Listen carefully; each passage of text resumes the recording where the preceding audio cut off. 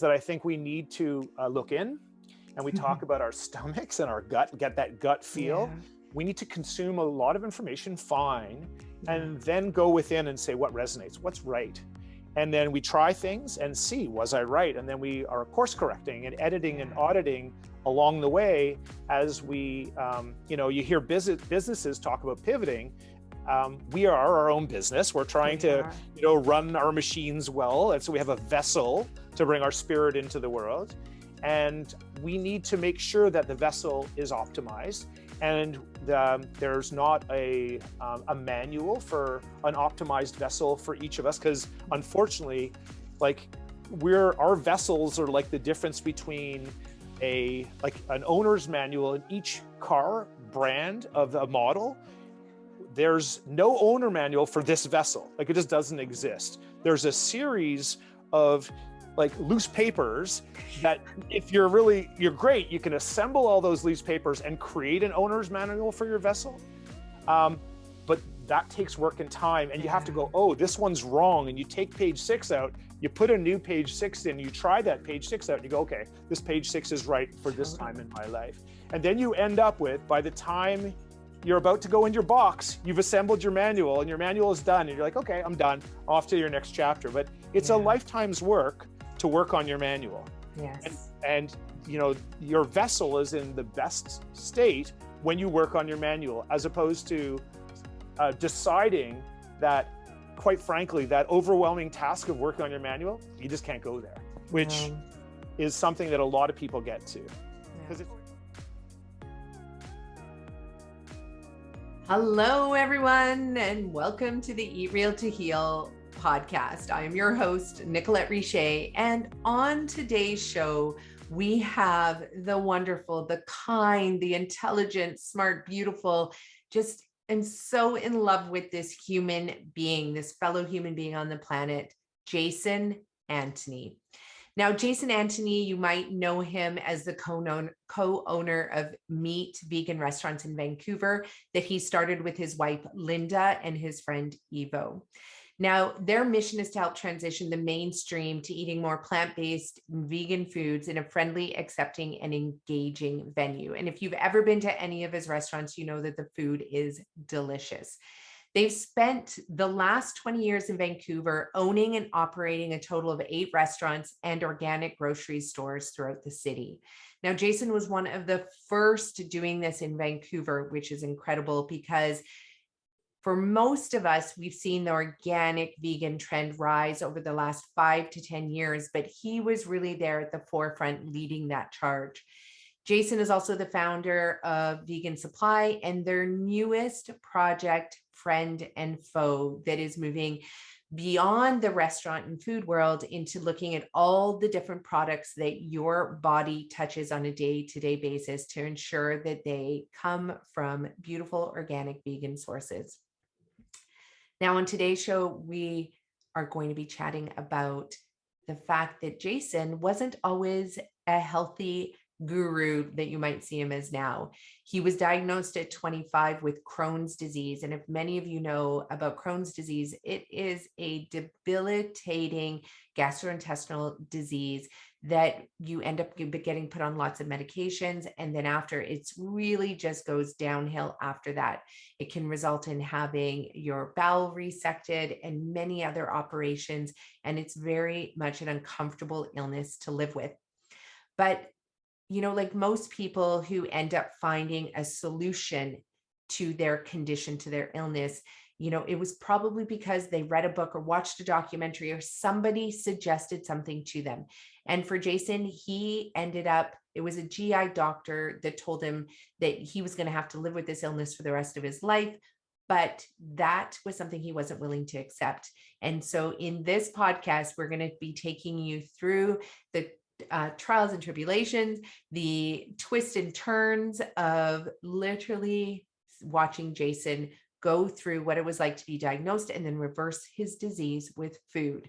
Reversing Crohn's disease with food is really important. So if you know of anybody else out there that has Crohn's disease or gastrointestinal disorder or any kind of bowel, gut, intestinal problems, please share this podcast with them because A, it could save their life. B, it could help them get off their medications. C, they can find another way to not have to live with this illness for the rest of their life. So listen to Jason's story. We dive into so much more than even what I've suggested here. So you want to listen to this podcast from beginning to end, because in the end, you actually discover that eating food is truly a spiritual experience. Before we dive into the show with Jason, I want to share with you that we just launched our fourth cohort of the Nutrition and Detox Coaching Certification Program. This is where I teach you how to be a chronic disease reversal coach using nutritional medicine, using food as medicine first.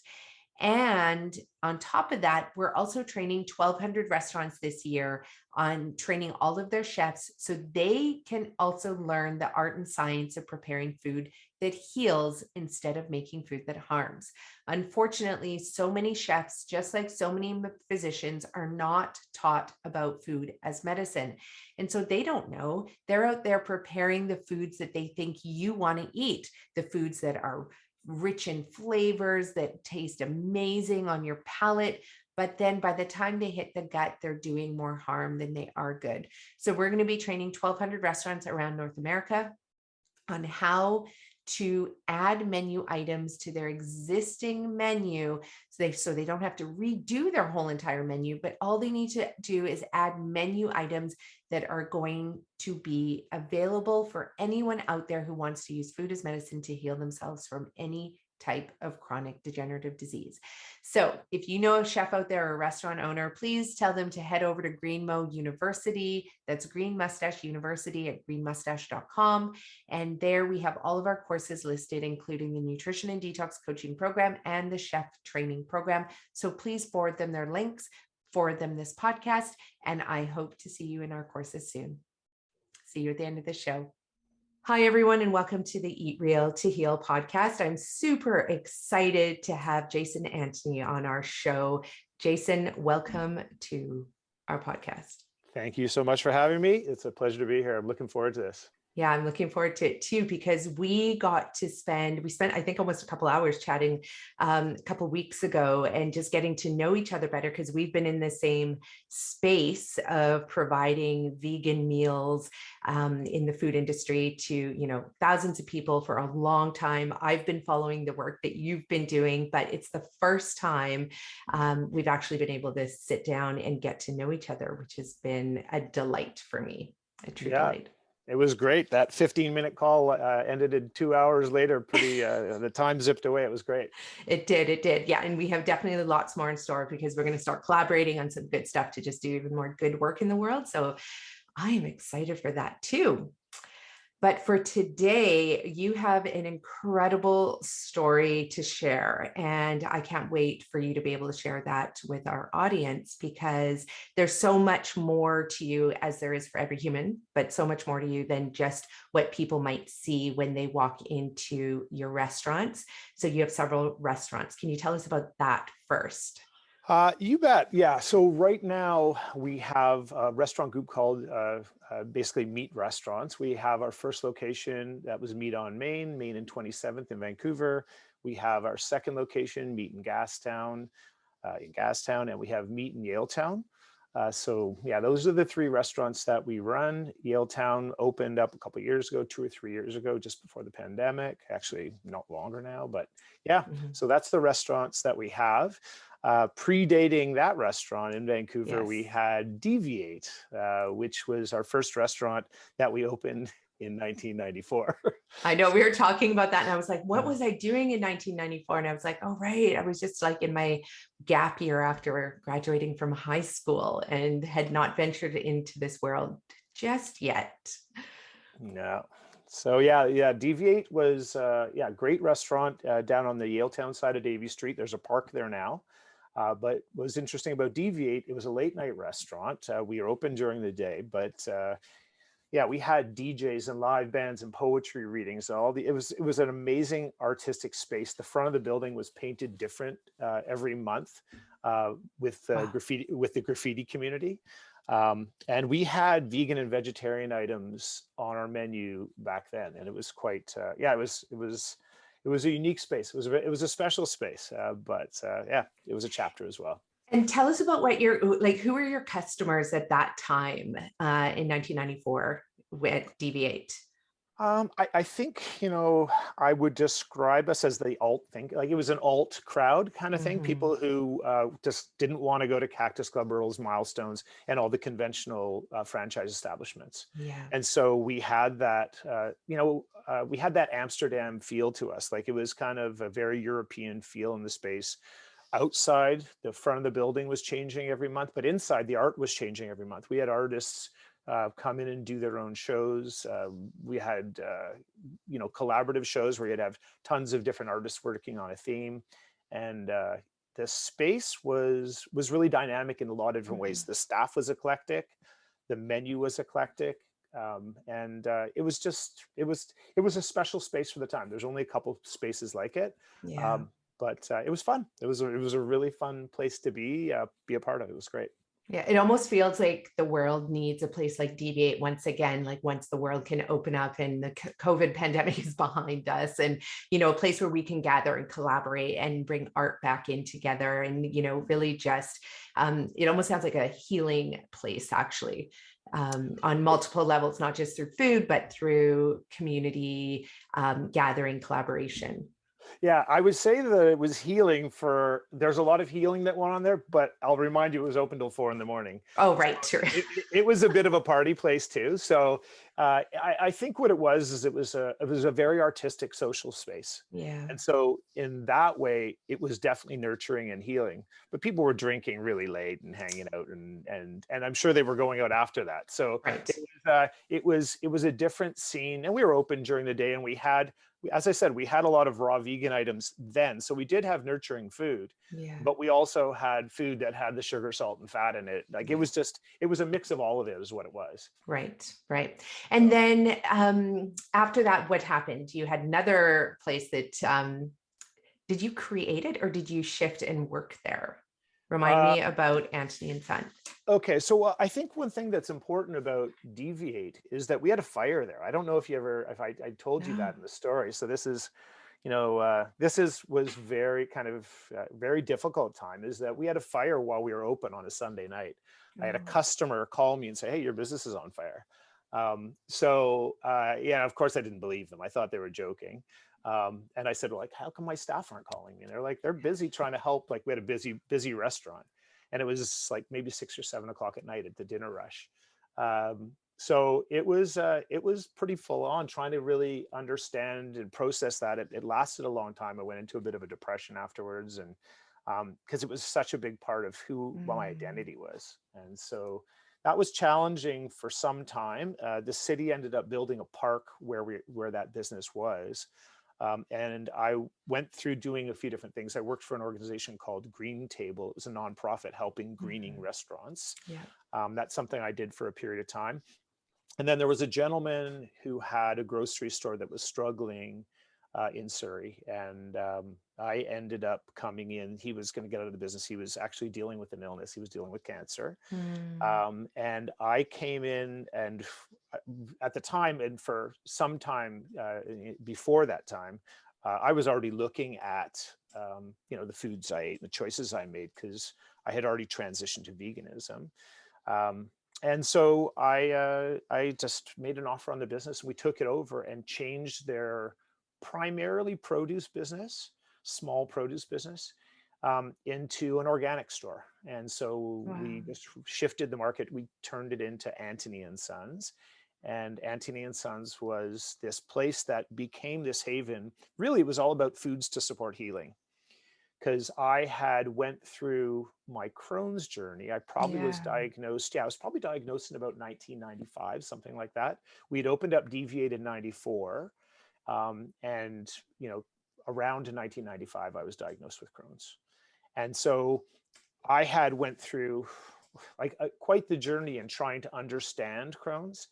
And I always talk about people figuring out their personal food puzzle. I don't think there's a single solution that's going to work for everybody. I really feel strongly that we need to take the time to really understand ourselves as people, but also understand what works in our bodies at that stage in our life. Because it's not like, even with us as individuals at different times in our life, different thing. And from my perspective, different foods, different, we just need different things to nurture ourselves. Yeah. And so and this is what I was talking about, deviate. It was, for me, it was very fun, but it was also destructive, because I wasn't sleeping the way I should have been sleeping. I wasn't eating the way I needed to eat. I wasn't taking care of my person. And I wasn't Were you Sorry. drinking a lot at that time too? Because I know that when you're in the, restaurant world, with a lot of alcohol, I mean, there's a lot of alcohol consumption. Yeah, like I wasn't drinking a lot compared to the people who drank a lot, but I was certainly drinking a lot. Yeah. And Like, coupled with not sleeping well. I mean, those are two recipes for destruction in the body for sure. Yeah, sure. Yeah. So like my immune system was compromised, and I'm sure things got a hold of me. And the biggest issue was that I wasn't a conscious eater at all. Like I just wasn't I would have desires and I would satiate them. So it's like, it didn't really, I wasn't heading down a path that, like I wasn't really dealing with what I needed to be dealing with. And I wasn't introspective enough in that way. Very, entrepreneurial from a very young age. And I was thinking about all these things I wanted to do, but I wasn't thinking about me. I neglected me. And it was a time where I was forced to step back and really think a little bit more about how I was treating this vessel. Yeah. And I neglected the vessel for too long. And how old were you at this time when you got diagnosed? 25, maybe, something like that. Yeah. And that's a really hard time to get diagnosed with something like Crohn's disease, because that's when you're out and about and busy and you're just making things happen and you're with your friends a lot. And then all of a sudden to have Crohn's disease. And prior to that diagnosis, like, were you aware that you had symptoms? Because Crohn's doesn't just come on overnight. There's usually a lot of symptoms leading up. Yeah, absolutely. Like I remember as a kid, like a very, very young kid, the amount of candy that I would eat. Like I just eat junk food nonstop. Like I just did. And the funny thing is my mom was a yoga instructor when I was born. So she was really into, so there, like we had sprouts growing. Like my mom was like a hippie at the time. So like we had all the natural elements, but we also had, I think, the first McDonald's in Canada, maybe like 5 blocks from where I lived when I was born. Right. And so the juxtaposition is best described as my mom was a Reiki practitioner and a yoga instructor, and my dad worked at the Globe and Mail. So if you could imagine, those are some of the influences that I had growing up, and as a result, I kind of took on sort of both parts of those things. But also, as a mother of 3 kids, and you have children as well, that I know it doesn't matter how conscious you are about food and growing sprouts and doing all of that and feeding, like making baby food for your babies. When they become teenagers and they're out there, like, which starts like, they start working at pretty young ages, getting money, right? So then all of a sudden they're like, if it's $5 turns into $100, and a lot of that gets spent on eating a crap load of junk food in their teens. And so I have 3 like one who's about to be a teenager, so 3 teenagers in the house, that it's like, I cannot even keep up with them with the amount of crap that they are bringing into the house, despite the fact that they grew up eating like the cleanest of the cleanest. So, but that's also this beautiful cycle and wave that I think, humans go through. So now they're recognizing the importance of food, which they kind of go to it, when their immune system starts crashing and they start not feeling well. But then the minute they're better, they're like back with their friends eating shit. Basically.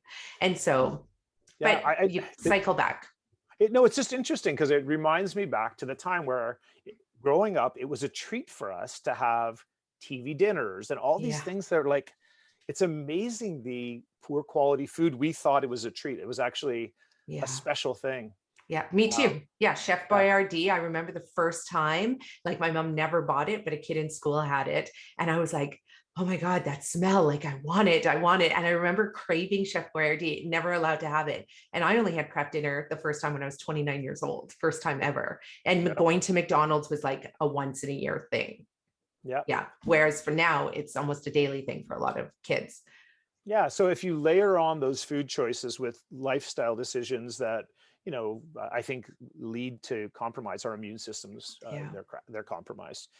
And so to get back to it, I guess for me, when I started to, as I said, look at the vessel, understand where I was at, there was a problem and I didn't know how to fix it. Mhm. I went to the conventional medical system, and the GIs at the time said, you're going to be sick forever and the foods you eat don't matter. I was told that by a series of doctors, not just Yeah. one. I remember going to the first doctor, being told that, and I was like, oh, I got to get a second opinion, and they said the same thing. So I was like, Mhm. it doesn't resonate with me. This just isn't right. And so I went on a journey to try and figure out how to heal myself to feel better. And I knew, even at that time, I knew remission was possible because people would find themselves in remission. I just needed to figure out the path. And so that was when my exploration started. I don't know if you've heard of Dr. Elaine Gottschall. She wrote a book called Breaking the Vicious Cycle. And it Ooh. really is about breaking the cycle of inflammation. And that was, again, 20 some odd years ago. And it was a book that taught me the power of food, as far as how it could play a role in healing my body. The diet wasn't sustainable for me at the time. You described it Mm. really well. I was 25 years old, and it was too restrictive for the lifestyle that I wanted to lead versus the compromises I wanted to make. Yeah. But I was on that diet for some time, and I did feel better. And I went through a series of different things that made me feel better, but it only lasted so long, and I would either Mhm. fall off the diet. And then I became a vegetarian. And when I became a vegetarian, I used it as it was a healing modality. Um, I wasn't, I always had a place in my heart for animals. It was very typical, the typical thing where I would say, I've always would have said since I was a young child that I loved animals, but I would eat them. Mhm. So there was a big disconnect. And I would say as a vegetarian, there was less of a disconnect, but it wasn't the same thing until a friend of mine was diagnosed with skin cancer about 18 years ago, and he had a very progressive doctor. And his doctor recommended to him that he consider a plant-based diet, which I'd love to hear Ah, who that doctor was 18 yeah. years ago. I never questioned it at the time, but I was vegetarian and Yeah. I had already been exposed to veganism, because again, we sold vegan products at our restaurant in 1994. So, come years later, I had already like kind of talked to vegans and understood a little bit more about it. Um, I decided to go on that journey with him, and I ended up, unlike when I was vegetarian, I ended up consuming a lot of the documentaries of the time. Mhm. And as I learned more about it, I understood, the challenges of the industrialized animal agriculture system, and I started to reframe my relationship with the food that I ate, and understand that I could be part of the solution. And I chose veganism not just as a healing modality, but more so as a way to interact differently with the world and to be part of Mm. a solution. And so I think that was kind of my arc of coming through all these different things that kind of didn't work. Like I remember while I was vegetarian and being like, I would eat pizza slices because I could, and I would eat ice cream because I could. And I don't know if you, if I'm sure you probably met tons of people with Crohn's, but I Mhm. remember not being able to sleep because I was in so much pain, and Yeah. it just was a cycle that I got used to. It was pain management, Yeah. and so it just became part of my norm. I would just deal with pain, and when it hit a threshold that it was too much, I just wouldn't eat. Yeah. And I think it's a really common thing for It people with is. IBS. Like they get really thin and they just don't eat very much because they just don't feel good often. Yeah. And I didn't really focus on healing. And actually, there's one key piece. One of the things that coincided with my transition from vegetarianism to veganism, which I actually think is super important in the context for your audience, is water fasting. Mm. Because I think at the time, my friend, um, came down with this diagnosis. I was, as I mentioned, I was in pain on a regular basis. And I was saying this vegetarian isn't working for me the way I want it to. And I started to really consume information on how to heal the body and how to heal the gut and how to actually do that. And I came to the concept of digestive rest. And Mm-hmm. and so I was exploring at the time. Again, this is, whatever it is, 20 some odd years ago. I was exploring digestive rest. I was exploring water fasting, intermittent fasting, and I really felt that in my particular case, that water fasting, as difficult as it might be, Mm-hmm. was going to be my like, everybody considers a lot of these things extreme, and like a colostomy was not something that was extreme to me. Yeah. So consider, I think my great grandfather might have been the first person in Canada to have a colostomy. So like Whoa. that's one of those, like, hey, this is the badge that I have, and I was like, I don't want to go down that path. So I decided to really look into possibility, and water fasting came up as something that resonated with me. Yeah. I saw the risks that were there, and there was possibly supervised water fasting centers Yeah. around, but I felt that water fasting can be managed by the individual in certain circumstances if they met certain criteria, and if you weren't pushing it too hard for too long, and you were And watching you your. and you did it yourself. I did it myself, yeah, and I was Yeah. watching Okay. my symptoms, and Yeah. I people have been fasting for thousands of years. So, Thousands. yeah, so I don't want to, like, I don't, like, there's a lot, like, I don't want to say there's not risk with fasting, because there's risk Yeah. with everything. There's risk with walking down the street, and I Yeah. don't downplay the risks of fasting, but I also don't want people to not explore this and to see if it's right for them and if it resonates. Yeah. Because when you discover a healing path that is right for you, you really need to dive into it. And for me, I believe digestive rest is probably, given the society we live in and the problems we face, Yeah. I think fasting is probably one of the best ways to stop um, the cycle of inflammation Yeah. and begin and building anew. Like, if you want to build a new person, you fast. Yes. Yeah. And that's really what it comes down to. If you want to build a new person, if the vessel is damaged, I think if you want to do it fast, no pun intended, but you need to Mm-hmm. fast. If you really want Yeah. to address it fast, there are ways to do it in a softer way over time. But I think the success rate is lower. Yeah.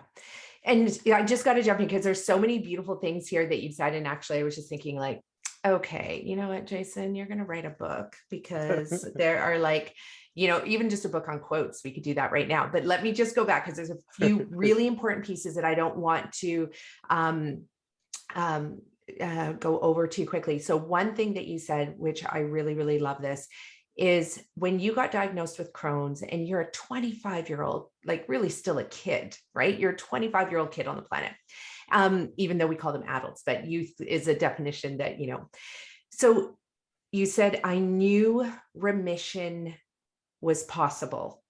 And I think this is the key piece, that for anybody who gets diagnosed with something, is that is the first thing that you need to believe, is that remission is possible, because it is. Because if you show me any chronic disease out there, I can show you somebody who has successfully reversed it through Yep. multiple different ways. And, Yep. and I'm talking about not with surgery, not with medication, literally through other ways.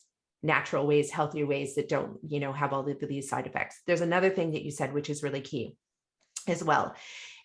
It's about reframing your relationship with food, right? Because, and when you said your doctor told you that your Crohn's disease had nothing to do with your diet, I have clients today in 2022 that get told the same thing by their doctors. Yeah. And there's no need for that when we have thousands and thousands and thousands of studies that show that the opposite is true. So your diet and your disease are completely related. Now, there's another beautiful thing that you said here as well, is you said there is risk to everything. And this is so true. But the things that popped up for me on that is, there is a risk to being vegan if you're just going to consume like completely 100% processed vegan products all the time. There's a risk to being vegetarian if you're going to do it the way that Matthew McConaughey did it when he was like an 18-year-old, where all he did was eat breakfast, lunch, and dinner, iceberg lettuce and ketchup. True story. For a year, right? Sure. There's a risk you're going to become nutrient deficient.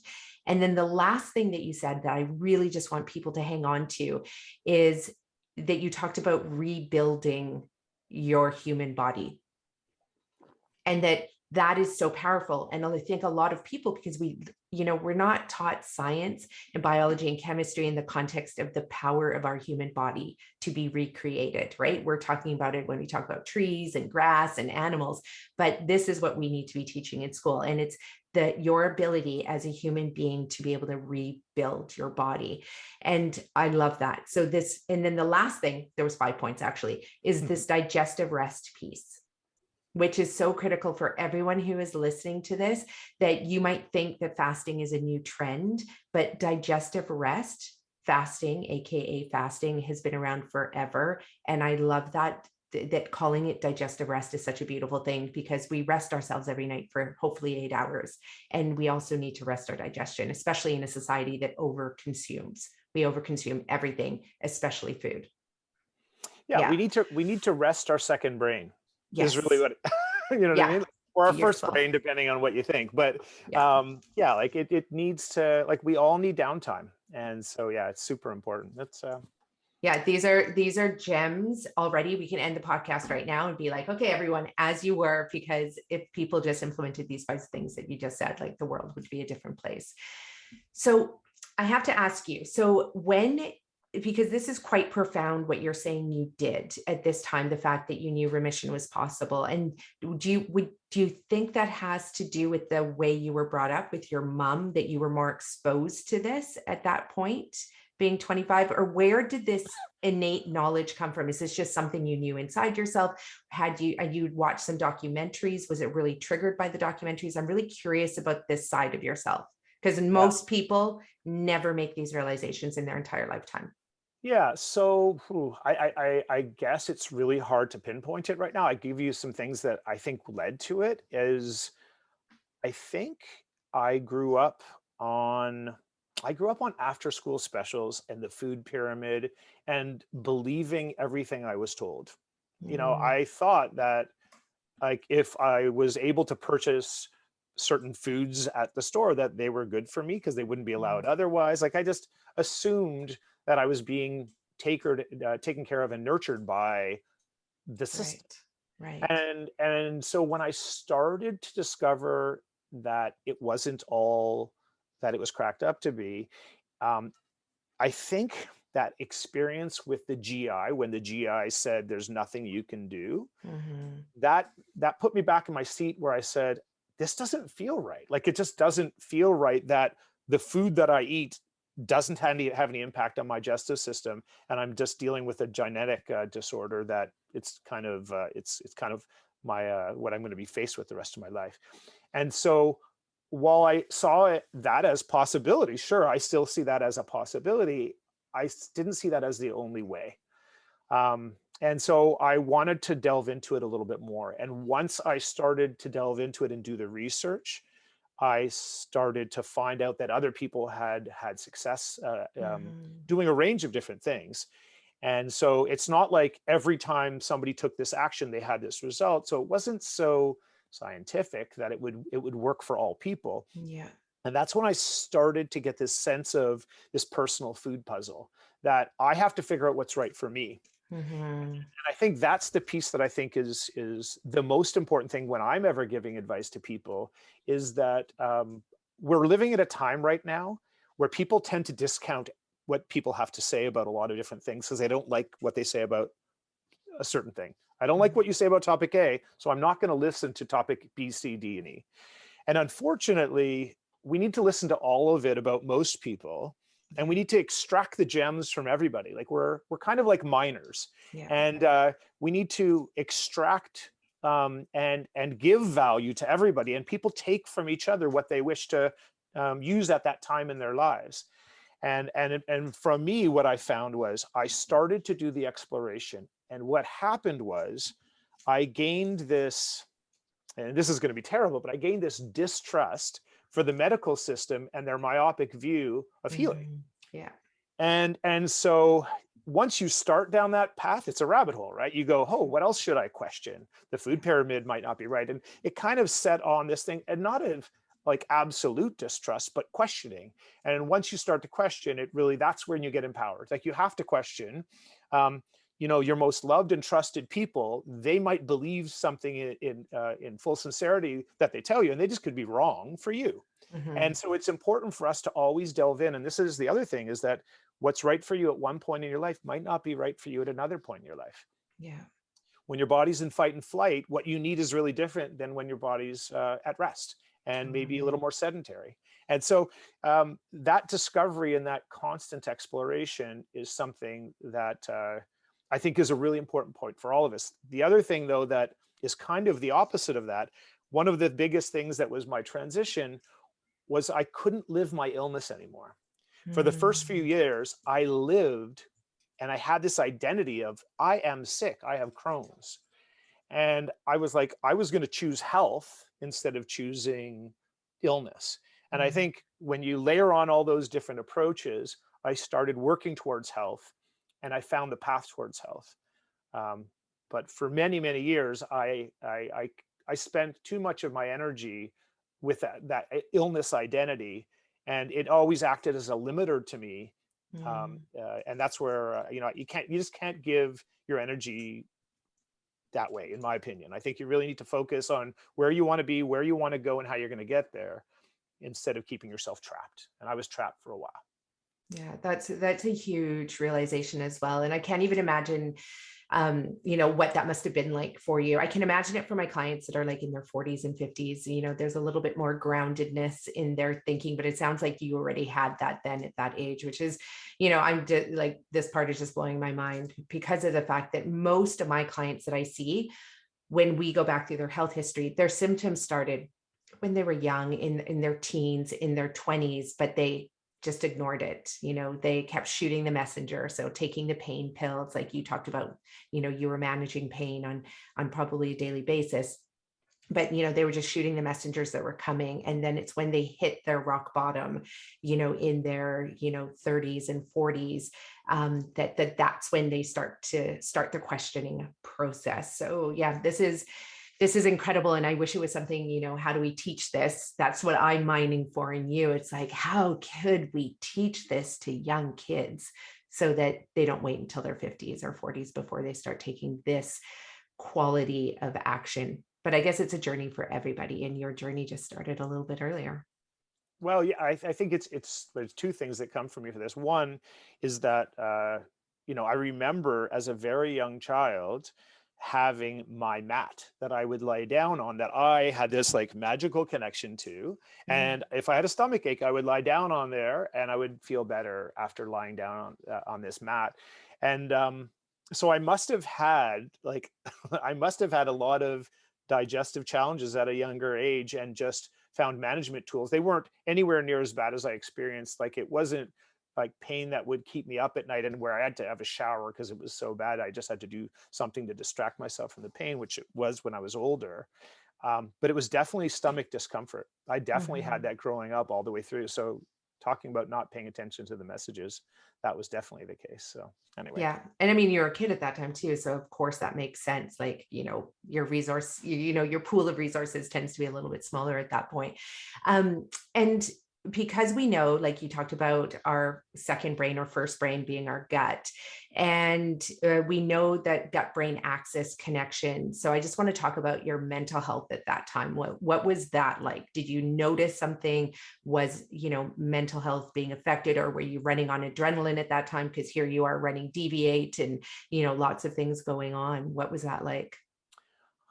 Well, I would say that, like, I've lived, and part of one of my challenges, I live in my head all the time. Hmm. And I do that too much. And I did that then at the time as well. So it's not like that was something that was unique for me. So I don't know. Like, I think I don't remember things being like they were challenging at that stage, but things are always challenging. When you're a young Hmm. adult, life's hard. You're learning a lot, all these new things. As you grow up and you deal with life's twists and turns, you're always being challenged.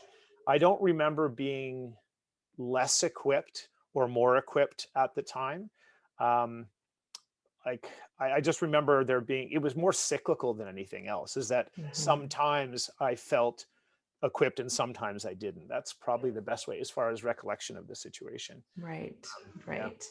So let's dive into now. You've gone down the path of being vegetarian, and some of it worked, some of it didn't, and then you switch, you become vegan, and then you move into the water fasting. And how long did you do that for? And tell us about the experience around that, and then we're going to move forward because now you're virtually living symptom free.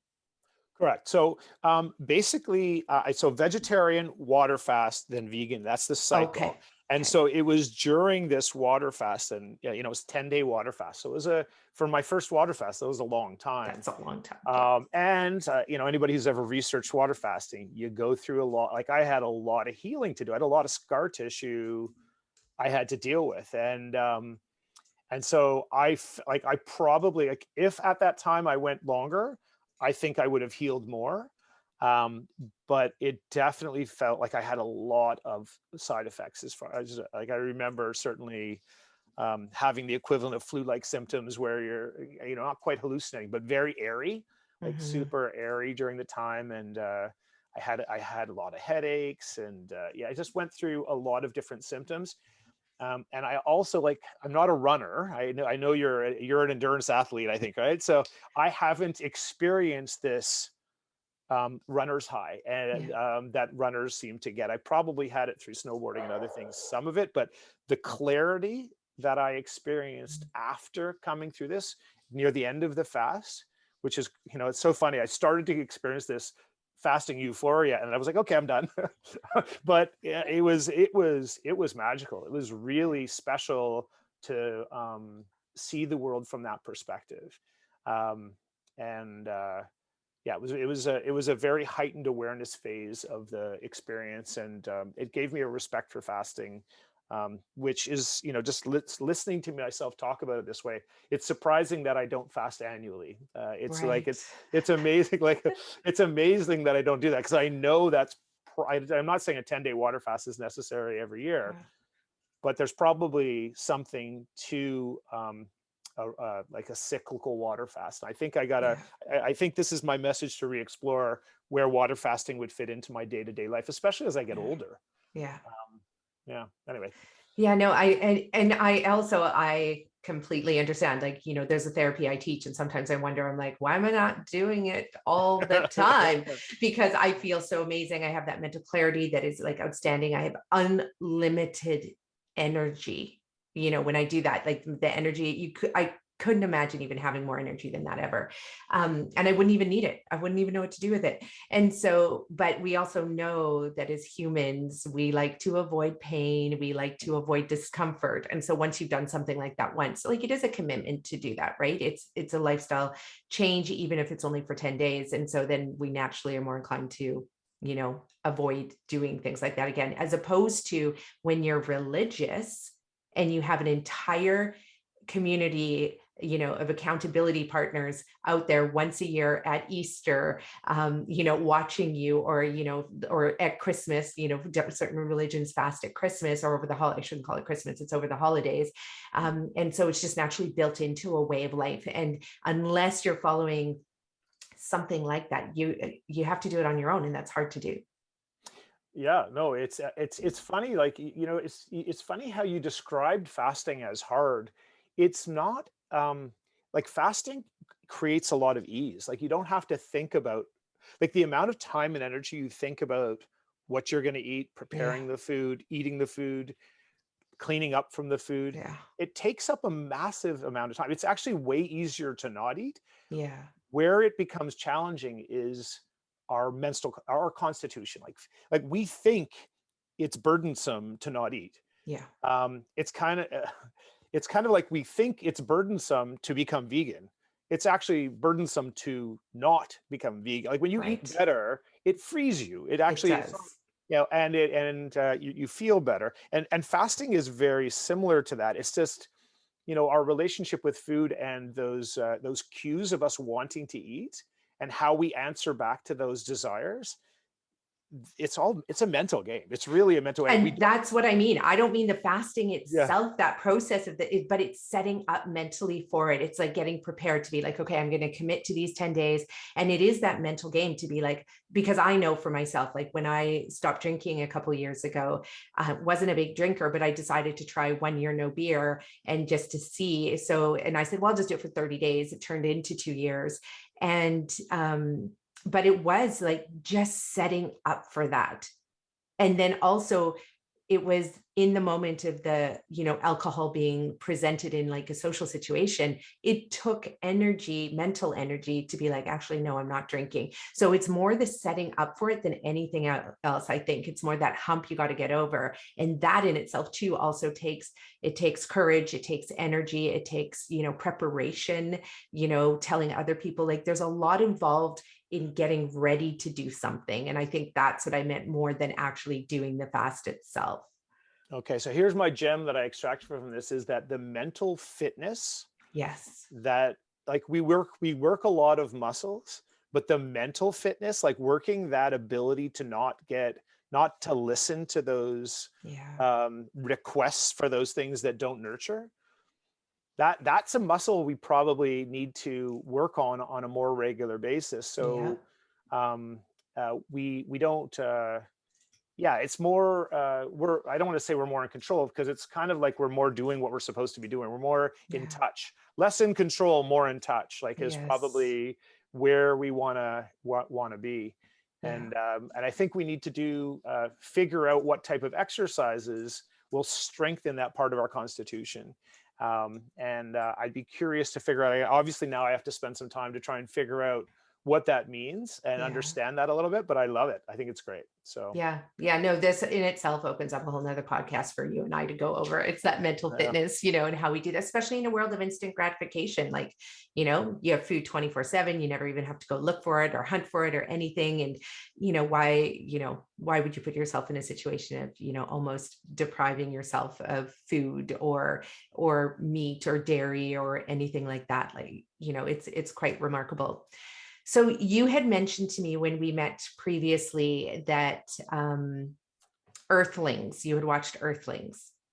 Yeah. So, okay. So imagine me, I've been vegan for, I don't know how long, like, so I'm running Anthony and Sons. My guess is I'm vegan for, call it 10 years or something like that. And I had been exposed that the movie Earthlings was around, but it didn't really mean much to me. I didn't need to see more slaughterhouse footage. I'd already seen it all. And I was convinced, like I didn't need to see anymore. And quite frankly, those movies are quite disturbing, like this, to see them. So I didn't really want to bring that in. I didn't want to consume more of that. At least so I thought at the time. And then I had just been, the vegan community really certainly uses this as a tool to educate people. And I think it's great. And at the time, my partner wasn't vegan. And again, we were together for probably 10 years with everybody else in the family eating meat. And so I said, okay, like, I'll try it. I want to see this documentary. And so we sat down together as a couple and we decided to watch Earthlings, and we were both rocked. Like I was blown away by the film in its holistic approach to the topic. As I said, I had seen a lot of other documentaries, but I don't want to say I became desensitized to slaughterhouse footage, but I kind of learned how to manage it. But the holistic nature of Earthlings set me back in my seat, and it reframed my relationship with this, with what I was going to do in my life. And I think that's the piece that how it worked for me, is that I said, instead of being vegan for me, I realized this isn't about me. It has nothing to do with me. Like, it really has nothing to do with me. This is about the planet we live on, and what role we play on the planet, and what we can do to contribute to changing our ecosystem and the world we live on. And I'm just an ant in a colony and I have a job to do. And I didn't realize my job. That's really what it comes down to. And now it's like, okay, I'm on purpose. I know what I'm supposed to do. This is my life's work, as opposed to fabricating a purpose and trying to create purpose. It was just, it was obvious to me that there's work that needed to be done. It just like, and that's what I got out of it. And Linda, she was blown away. So for Linda, she had seen some of the documentaries, but really kind of tapped in and tapped out, and mentally would prepare vegan food for the family from time to time because I was vegan. But, she was kind of wrecked for a couple days, like really had to be introspective. She went to a traditional French culinary school and had a relationship with meat that was deep and cultural. For her, it reframed her choices. And I probably wore her down a little bit, to be honest, over the years. Like I'm sure there was some of that, but it was enough of a piece for her to say, I need to look at things differently myself. And I don't think I can do this anymore. And so she made a choice at that point to become vegan. And it's from that experience that MeeT was born. Oh, wow. Yeah. So like really we, a lot of discussions ensued to say, how do we become part of the change? And how do we, like, we have the ability, like, because we'd already had Deviate restaurant before, and we worked on the restaurant business. We had that set of skills, and our partner in MeeT, Evo, had a series of restaurants. Evo had approached us and said, hey, I'd like to start a restaurant someday, a while back. And we said, there's no way we're getting in the restaurant business again. Like, I know too much. I'm not going back again. It's like, that's how I feel. It's like when somebody it's like when somebody has a child, they're like, I'm not having any more kids. And then like all of a sudden, what do you know? They have a kid again. It's like, and it was the exact same thing. So for us, we got into this. We said, you know what? We don't want to do a restaurant, but what we want to do is make change. And so we said, like for me, we need to, like, it was like, we had this eye-opening experience to say, we have to be part of making change. And what is the best way to make change when it came to food and veganism? And so it was through this understanding, we said, okay, well, the best way to do it, at least I felt at the time, and I think I still feel today, it's a bit of a trifecta. And the number one thing is people need restaurants because our society needs convenience. And so we need to have restaurants that create transitional opportunities for people where they can come in and see possibility themselves. And you're not trying to, like, I'd been around, because I'd been exposed to veganism for years. I'd been to tons of raw vegan restaurants, and I've taken people all excited, hey, come into this place, and like, this food's terrible. Like, I can't eat here. And, or they'll, like, if they don't go back themselves afterwards, it's like, it doesn't work, right? You're not really creating the solution. And these restaurants they were good at what they did. So I was like, okay, so we have to create transitional opportunities, speak to people in the language they speak, and slowly make change that they ask for. They have to ask for the change. And so MeeT was created. And so we went back to Evo and we said, hey, this is our idea. You wanted to open up a restaurant. This is what we want to do for a restaurant. Do you want to do this? And so, Evo was like, that sounds really good. It resonated a lot with Evo. And so that's how MeeT came about. That's amazing. And how did you come up with the name? Like, there must have been a lot of discussion around that. There was, there was a lot of iterations. MeeT is where we ended up on. Like, it was just like, first of all, the value of bringing people together was something that we always, like, community matters. And so it was something that we wanted to do. Like, okay, so I want to give you a couple. Our dogs' names right now are Mark and Steve. Like, like we like these names that are, that get people to give a little chuckle. So whenever we have a business, we want people to enjoy just going through the name. And so there was two aspects of it. When you had MeeT, where do you want to go? Let's meet on Main. Like, so people would go through that exercise, and it happened. So it creates conversation around the name. That was one thing. But it just meant so much, the double entendre around, like, it worked in so many different ways. I love it so much. And so, it came about. And I think the name got tweaked by I think we had a name that was longer, and then maybe one of our kids said, "Hey, how about just calling it MeeT?" And that's where we ended up with. God, I love these kids that contribute to the names of our businesses. My daughter did Yeah, too, so that was awesome. yeah. So Yeah. yeah, that's how it came about, and I actually think the name is going to become more and more relevant. Like as we move towards food delivery systems delivering Mhm. our food, and we get disconnected as a society with all the Yeah, changes that are going on, I think we're going to need these oases where we can connect with and have human relationships with people. We totally. still need to order our food. I don't think that's going to go away, but we are also going to need to have human connection. Totally. And so I think there's a lot of macro system change that's going on around us right now that we don't know where it's going to land. But wherever it lands, that connection piece is going to be part of what I think really keeps us human in the end. And I Mhm.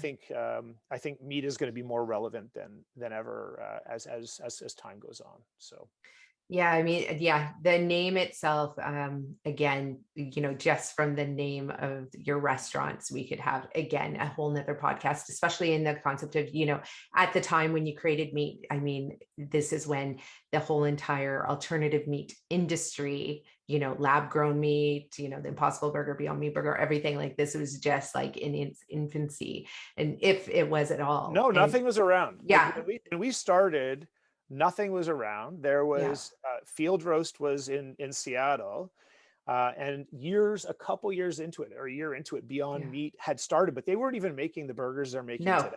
exactly. They're Like, making a different burger. Yeah, yeah, totally. exactly. Like just a concept. And so now that's changed, and that's huge because, now when we have that discussion about meat, I mean, every Instagram post is somebody holding up an oyster steak or there's just so many different variations. Or we make these amazing sausages, but it's made out of like lentils, chickpeas, quinoa, rice, and herbs and rice paper wraps. It's from the Engine 2 diet cookbook, and they're amazing. And yeah, so yeah, the name itself is really remarkable and incredible. What is the what's the future of MeeT? Like, what do you have in store? Because, and we're going to get into talking about some of the many other things that you do as well, but I just want to curious about that.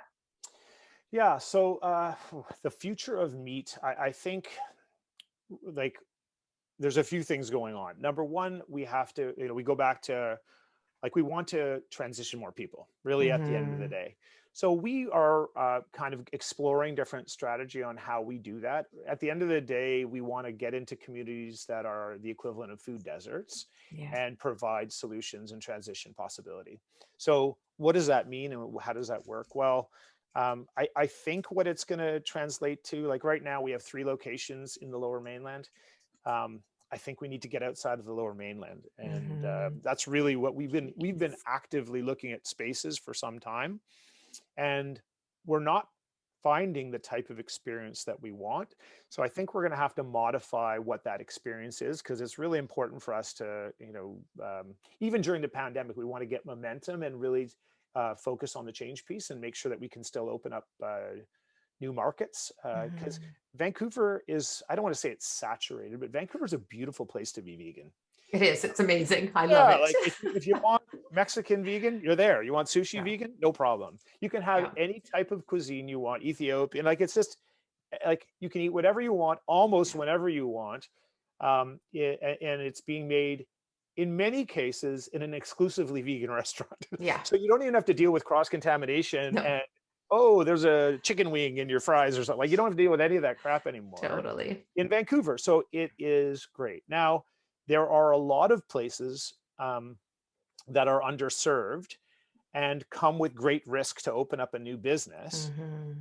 But it's kind of like, that's why we're doing this. So um, on one hand, I want to go to large markets and create possibility that creates more entrepreneurial possibility, because having more people open up more restaurants in more markets, like I believe, and I believe MeeT played a role in a lot of other people opening up Oh, restaurants. for Like, sure it did. yeah, yeah, because I have a lot of people telling me that. Yeah. So I think if we went to Toronto, well, Toronto's already a decent city, but we go to a city that doesn't have a lot of choices, we open up, that people say, hey, this is a business opportunity. They're showing success. We can do it better. We can do it different. Yeah. That to me might, like, as far as actually transitioning more people, that might function in that way. I kind of feel there's enough momentum. We don't have to do that. So my heart is telling me that we're going to spend more time in Q1 of this year exploring smaller markets and figuring out how to modify our model a little bit to have a sustainable business model in a smaller market where people don't eat out as often. And so we just have to figure that out, because in Vancouver, we're very fortunate to have people eating out on a Monday, a Tuesday, a Wednesday, and all this kind of, like, it's just people out all the time. Whereas I in smaller markets, I expect there's going to be less of that, and that it's going to be harder to have your Monday night be busy. Like it's just going to be harder. But this is our exploration. I'm actually touring a series of areas in January to find those locations right now. Nice. So that's kind of the work. Well, I know that there's a demand for it for sure. And I know this because, before COVID, I was flying a lot for teaching and all the other work that I do. And I would meet I would just sit there in my chair, and always somebody would come up to me, and I don't know what it was. They just felt like they needed to tell me that they were vegan or vegetarian. And it's not like I was wearing green mustache paraphernalia, collateral, nothing like that. And I'd always end up having these amazing discussions. And this one guy, cowboy hat, he's in probably his 70s, if I remember. And this just happened 2 years ago.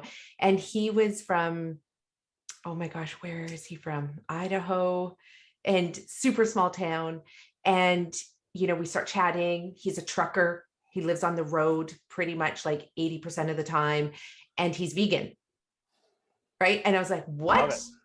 Yeah. You're vegan? And he's like, oh yeah, my wife and I went vegan, and we started this community, and it's like super small town. And so then I told him what I did, and he was just like so excited. And, he's like, but we have no place to eat, and meanwhile, he's got a whole entire chapter of, these people who are vegan and no place to eat, and then I just interviewed a doctor on a podcast. She's from the States, interior, smaller town. And she said the same thing. She's like, please, we need a green mustache in our town. And if she had been talking to you, she'd be like, we need a MeeT in our town. So there's definitely a demand for it, but it's just a matter, I think, of, I'm in the same boat, like terrified to open in some of these smaller places because our labor costs are high. When you're chopping vegetables, watching vegetables, working in that, it takes a lot of resources, but I also believe that it's also will create the demand, just like it did for us the first time we opened in you as well. Yep. The model's broken though. Like it costs, and this comes back to all my original thinking, is that the model is created to make food cheap. Yes, it is. And cheap food makes people ill. So the model is broken. Like the food model is really broken. And so like at the end of the day, people need to eat less. Yeah. And the system is built for people to eat more. Yeah. So that's problem number one. The system is also built to not have good quality. Yeah. And to be well, you need to eat less of better food. Yeah. And businesses can't survive if you need to be able to pay your staff living wages. And it's hard to pay, especially in a city like Vancouver. It's just like our staff don't earn living wages because the model's broken. Yeah. And if we raise prices like they are in Europe, it's really simple economics. People just eat out less. Yeah. And people have less shifts, people make less tips. Like the model is broken. And so, and again, I spend time on this trying to figure out how do we make the model better. So we reward people by eating less better food. And that's what people want. But it's like, we have some time to get to that place. We're just not there today. No. But we need to get to that place, because that, like, if we want to have health, and we want to get to that place, we really need to reframe our relationship with food societally. Because right now it's happening on the individual level. It's great. Like it's a magical consciousness shift that's going on with the individual right now. Yeah. And there's some really some enlightenment going on, but at the same time as this, there's a lot of dark stuff going on that is not really, it's not great. And so usually that's the way it is. The opposing forces do their dance. Yeah. But consciousness is shifting in this way. Like it is very special to see the growth of veganism over the last 5 years. It Yeah. is, I wouldn't have predicted, I could never have predicted that the change would have happened so rapidly. I know why it's happened, because venture capital got into it and they Yeah. co-opted veganism and it became plant-based. Like, I know what Totally. happened, what caused it. But it happened very, very quickly. You know, for somebody who's been vegan for 18 years, how I was treated as a vegan for the first 13 years of those 18 years compared to now, it's like, now it's kind of like, doesn't really matter that you're vegan. Yeah. People understand it. They know what it is. Back then, not so much. Like, You were the annoying alien. I'm probably still the annoying alien, just for different reasons. But yeah, like it's Yeah. it is very, very true. Yeah. I found I wouldn't talk about it unless I had to. Like, I wasn't one of those Yeah. people that wanted to get out there. I would be semi-difficult in restaurants, only because I was trying to get what I wanted, but I didn't want to Yeah. engage the conversation. That's Yeah. not my form of activism. I'm very much a covert activist. Like, I want to tactically active, like, change. Yeah. And I think that's certainly my form of activism. As I said, it was very strategic. Oh, we missed the trifecta. We'll have to get back to that, actually, to talk about, the other two elements of the trifecta, which we will get back to. Yeah. But at any rate, so Well, let's get into that. I want to know the other two elements, and I know our audience wants to now know the other two elements of the trifecta for sure. Yeah, sure. So we it's so easy to get these discussions really segue easily. So the first element being the restaurant thing, to make change, create possibility and transition. The second element was grocery. Is that if you are a coffee drinker and your life is based around, you wake up in the morning, you have a coffee, and in that coffee you put a creamer, and the creamer you have has these attributes. You like hazelnut creamers, and you want a certain viscosity and a certain amount of sweetness. And if you don't have that experience, it ruins your day mentally. Yeah. Like, it ruins your day. Then we have to show you that there are plant-based and vegan alternatives that can do that. And we have to not only show you that those are possible, we have to create market demand and sales, so businesses build these solutions for people. And 5 years ago, or 6 years ago, or 7 years ago, when we opened Vegan Supply, there was one solution, and then two, and then five, and now maybe thousands around the world. Like, a market that had no solutions in most categories now has limitless amount, like more than we can carry. So and it's crazy because of the fact that it's all done within a few categories as well. So the milk, the cheese, right? The butters a little bit when it comes to, and which I understand it, because these are the number one reasons why people want to become vegan or vegetarian, for whether it's health reasons or, protecting animal reasons or environmental reasons, right? We know that's going to be the first switch that happens, and probably the most important switch. But I mean, I was at Planted Expo speaking a couple months ago, and there must have been 50 different cheese companies, all vegan cheese lines, all within Vancouver. Yeah, there's tons. There's tons. And you know what? Some of them have absolutely amazing products. Yeah. Some of them need more development. And some of them, it feels like you're eating sand, like they haven't, like, and they don't or say, plastic. Or plastic, sure. Yeah. Like, it's but I think what's beautiful about that is that people who want a granular almond-based cheese, because they don't like dealing with cashews, but they like the texture, that granularity. Yeah. You can build a little network of people who have this special business building this one that, has the properties that you want, that resonate with you, and you build a community around it. And even though, from my perspective, I don't think that cheese is great, they don't need to, that doesn't matter whether I think it's great. Yeah. As long as they have their group of 400 people or 300 people that order from them on a regular basis, they build a community around their product, and it's a solution, and it's amazing. It's amazing. And so it's and as I said, at different points in my journey, I would have needed a certain cheese that I don't need today. And I think, anyways, it's super exciting, all these changes. But with all those things, there's kind of people who are taking advantage of this space and trying to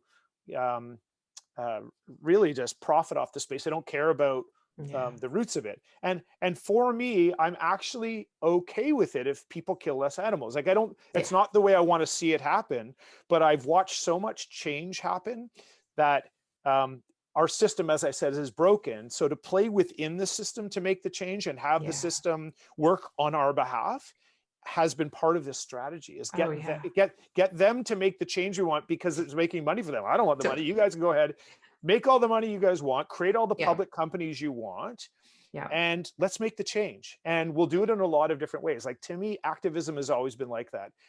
We need people taking on all forms of activism to make the changes that require. Now, the type of activism that resonates for me is not going to resonate for everybody else. I'm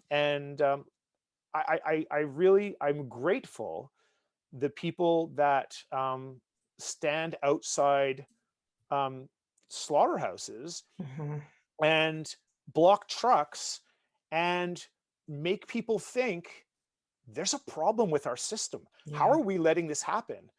Taking photos of animals with tears coming down their eyes and scared, about to go into slaughter, and they know what's going on. And they're capturing these things, and they're spending a chunk of their lives doing this type of work, and they feel like they're connecting to the problems of our society, not in a way where they're watching it on a documentary in a disconnected manner. They are intertwined with it, and they're part of it. So it becomes part of who they are and their identity, as opposed to something they consume. And so like and again, we consume so much stuff, so it's easy just to let it go in the past. Until you actually intertwine yourself into a solution and a problem, you don't really internalize it. Like it's very, like, we're so desensitized by all the things that we consume. Nothing holds that much weight anymore. But when you actually interact with the actual nature of the problem itself, I just think it changes you forever. So, for sure. And there's something really important what you said too, just about the type of activist that you want to be, and knowing who your audience is and how you're going to do it, because we all have a role to play in this, right? So, you're the activist by creating the restaurants, by creating vegan food supply, vegan supply company, and doing this incredible work. And then by having other activists who are out there creating the media hype and, getting people to be like, what's going on over there? Like, you just threw paint on somebody. Like, what was that about? And, and so we need people like that at the slaughterhouses, not just fighting for the animals. I just want to make this point, not just fighting for the animals, but also fighting for the workers in those slaughterhouses, because they experience such trauma on a daily basis. And that trauma gets carried home in the form of violence against their family members, because of having to do this work for the majority of the people out there who just go to the store and buy their chicken and their beef and their lamb and everything, but forget that that individual who had to slaughter that animal now had to shut off their emotions, shut off their pain. But it surfaces, and unfortunately it surfaces in the form of domestic violence, self-abuse, and which, then of course creates that, that trauma that gets passed down through the generation. So we also, for people out there, it's really important for them to know that. But thank God for the activists that are out there, and then also activists who are out there creating earthlings, right? And, so we all can do our work in different ways that aligns with our purpose and our gifts in the world. Yeah. And that is the third part of that trifecta from my perspective. And this is an area where we need to spend more time. And that is education, messaging, the use of, social, to try and really get the word out in a way that resonates with a specific type of an audience. And so I think there's a lot of opportunity for us to spend more time doing that as this whole movement evolves. Because I think that at the beginning, messaging in all forms is good. I think as we evolve, nuanced messaging matters. And I think we need to make sure that we are a little bit more tactical in some of the information that gets out, and that we want to be part of really supporting those that are doing progressive work that's part of fixing some of the broken problems in the food system. And so we want to make sure that we're supporting those that need support, because a lot of people, there's a lot of companies out there like this piece right now. One of the challenges I face in vegan, for me, that I see with veganism, while I'm excited about this corporate expansion of veganism because it's expanding veganism, it also is disheartening for me because small business is getting crushed by it. Yeah. And so like, it's kind of like, I would like to see veganism in the hands of the individual and the community. Yeah. But I've watched those businesses fail. So I think we have to try and figure out how to, while one is going on, make sure that we're able to do both. Yeah. And I think that is part of this next chapter a little bit, to make sure that we're supporting and bringing up young entrepreneurs and people, change makers who are going to be part of a new tomorrow. I think that's really important. And then on top of that, I think that we also need to really reflect on, really, I guess, veganism, the vegan community used to be a very collaborative community. The change that I've seen right now, it's turning to be a little more competitive than it used to be. Yeah. And I hope that's not, I think that's like just like some of the bigger businesses, they have a responsibility to shareholders that as an independent business, I don't. I make a lot of decisions. I make a lot of decisions that are bad for business and financially don't make a lot of sense. Yeah. Because I'm trying to make change first. They might not be able to make those same choices, or just choose not to make those same choices because their sphere of influence, their little circle that makes those decisions, they're just using a different lens. Yeah. So anyways, we'll just, you can see where. You bring up a good point there, though, because that's another thing that needs to change in the financial sector, because of the fact that, especially, we know, you and I both know, the restaurant industry is insane. It is crazy. We work so hard, and the return, most restaurants actually only make about 1% to 2% in profit. So anybody who wants to do the math on that, do the math on that. And it is not very much money. Most restaurants don't survive a year. If they do, they don't survive 5 years. And if they're lucky, like we're at 8 years, and we're still in that category of like, if we make it to 10 years, that would be like remarkable. And so just think about that. Like, meanwhile, like think about how long Nike's been around, and, and so the thing is that it is such a hard industry, but what needs to change is the financial model as well. And we were really lucky. We raised money a couple of years ago from incredible investors who said, guess what? We're investing in you, and we're investing in your vision of change. And I was like, what? Right? Yeah. Like I was thinking about like the return on their investment and how I was going to make that for them. And they're like, here's the money. We'll see you in 10 years. We want to see you make change in the world. And that's also because I chose to take money from investors who had healed themselves through food. So one of our investors had severe mental health issues. He healed himself through food, and he's a huge, massive hedge fund, private equity guy. And, but he's somebody who said, we have to make this change. So there is that whole conversation too, that needs to be happening around, who do we take money from? How do you want to make your money? How do you want to grow your business? And that also comes to having values around your business and values around the growth. So do you want to go public? And if you go public, what is that going to look like? You can have those values set in place first before you say yes to the money. Yeah, you need to, actually. You have to. Yeah. And we've had many offers of people coming to us with money that it wasn't right for us. Yeah.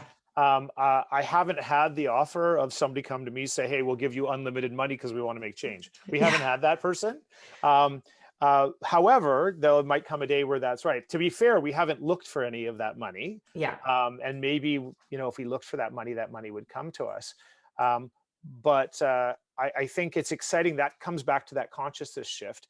Yeah. I don't think there was as many of those people in the financial sector that went through that evolution of thought and got to the place where they realized, what is another 5 million or 500 million going to do me? Like, I want to, I'm going to die. That's the other thing. You get older and you're like, I'm going to die. I'm going to die at some point soon-ish. Like in Yeah, like I'm going to die soon-ish. And so if I'm going to die soon-ish, what do I want to die? Do I want to die with tons of money? Yeah. That's on my resume on the block of stone. Or do I want to die with making tons of change and being comfortable while I make tons of change? No problem. Totally. You want to be comfortable while you make change? Go for it. So I think that awareness is happening. And I think that it's exciting that some of this change money is coming towards veganism. So, Yeah. but I would like to get back on something that I think is part of the problem with this system, and that is the difference between veganism and plant-based. Yes, let's talk about that. Yeah, like, because I think it's really important for me is that while this is going on, in the background, while the plant-based world is expanding, which again, I think it's great in some ways, I think the compromise for me is there's a big distraction from the underlying problem, which is really, this is about animals. It's not about your diet. It really isn't about your diet. And your diet matters, but if you just take care of your diet, the world's not going to change. And unfortunately, ground beef will still be cheaper if you keep buying leather shoes. And like we're basically like, we have to remove that subsidy. Like all forms of subsidy have to be extracted from the meat industry during transition times. There needs to be a level playing field. So plant-based food is funded at a greater rate than the meat industry. It's not to say that like this is a tough conversation. I think a conversation that I need to explore more mentally. Like maybe there's some forms of subsidy that responsible meat should get to kind of wean the industry. Like maybe there's a way you have to transition the industry, but like for me, it feels like it's time to actually, break that industry and put those same money towards innovative plant-based entrepreneurs to actually have the subsidy change. But really, to get back to it, is byproducts subsidize the meat industry, and they harm animals, and we want to minimize harm. And there's I don't think people could ever understand the scope of the problem of how many byproducts are in our industrialized system. It's not even our food. There's such a good TED talk, and I don't know if you ever saw it, but you just reminded me of it. And a woman, she's a researcher, scientist, and she explores how pig products are in 300, like thousands of different products, but in your day. So even if you are vegan, from the moment you wake up in the morning, considering the bed you sleep, if you touch your wall, there's pig products in the paint, there's pig products, throughout 300 different things, or it's even 1,500 different things that you're going to come in contact that day. And, it's amazing how, and some people will say, well, those are the byproducts of the meat industry, but the whole entire fact is we need to not even have those byproducts be there. Because the amount of animals per one human, you probably know this better than I do, but 100 years ago, the amount of cows to human ratio was so small compared to what it is now. Yeah. And there's so many, obviously with all these conversations we're having, we could jump into really deep conversations on so many different things. I think I can illustrate the problem is a lot of for instance, dairy consumption is down. If you looked at 5 years ago, there was no dairy products in salt and vinegar chips. Now, if you were to look at your salt and vinegar chip bag, a chunk of them, potato chips, have modified milk ingredients in it, or milk powder or whatever. And they're repurposing some of these products to have certain experiences in these, either whether it be mouthfeel or addictability or whatever texture, everything. Yeah, who knows what they're trying to accomplish with each of those products. They all have attributes, and so this is something that consumers need to make active choices and be vocal about and say, hey, Lay's or whatever the potato chip brand is that you used to consume, can you please take the dairy out of that product that you've added it to over the last couple of years. Miss Vicky's has milk in it. Yeah. These things never existed. It used to be one of those things where it costed more, so they wouldn't do it. And my guess is now it's a combination of, they've done analytics and they say they sell 1.9% more, bags of product when they use it. People or consumers enjoy the taste more or something. What I bet you they don't do is they don't do a comparative analysis to say, even though there's the taste preference might go up, the number of people who don't buy your product as a result of it being in there, my guess is there's a net loss. Is that for sure. The number of people who are allergic to dairy and philosophically against dairy consumption, I think would outweigh anybody who would actually notice any taste difference preferentially to eating a potato chip that has dairy in it.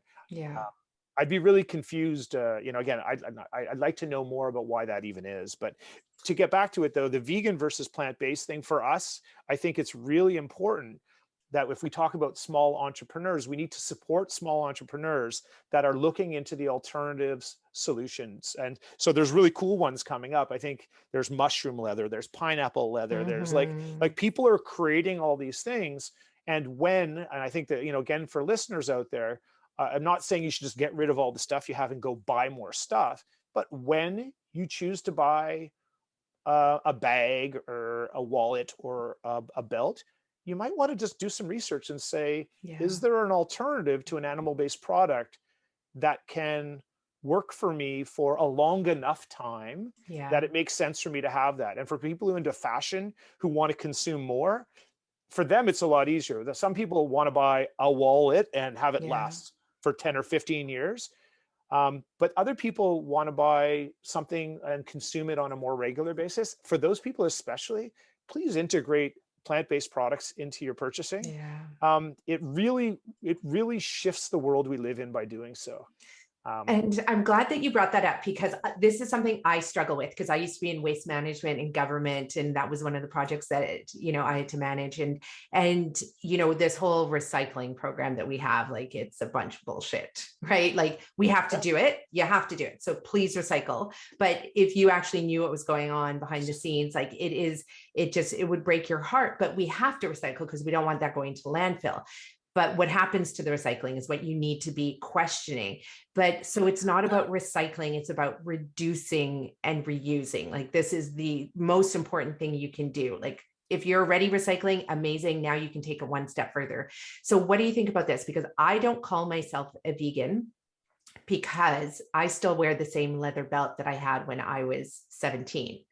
But I haven't bought a belt since I was 17, I only have one belt. And so for myself as well, I have this same ski jacket that I had. I think I've had it for 20 years. My kids are like, is it a sun ice that's got lots of different colors on it? Almost. What was it? Yeah, you'd die if you knew which my ski pants are. But and I've had the same pair of ski pants as well for the last, I think it's been 20 years. I bought them before, when my husband and I started dating, same pair of pants. And so that's the thing that I struggle with is, by wearing the same leather shoes, the same leather belt and walking around in that, am I perpetuating also a desire in other people to consume leather? And that's something I struggle with versus and I like what you said, like, when it's time to replace the product, of course, I'm going to replace it with a vegan alternative. Not a leather alternative. And I'm going to go to the reuse it center and probably get something that's been used and loved before, pre-loved. I love pre-loved stuff. Yeah. So, what are your thoughts about that? Because that is something I struggle with all the time, especially because there's so many plant-based products or vegan products out there that are just shit. They don't even last a day. Yeah, it's true. So you do have to buy the stuff that is going to last a few days at least. Otherwise, we're just putting more trash into the world.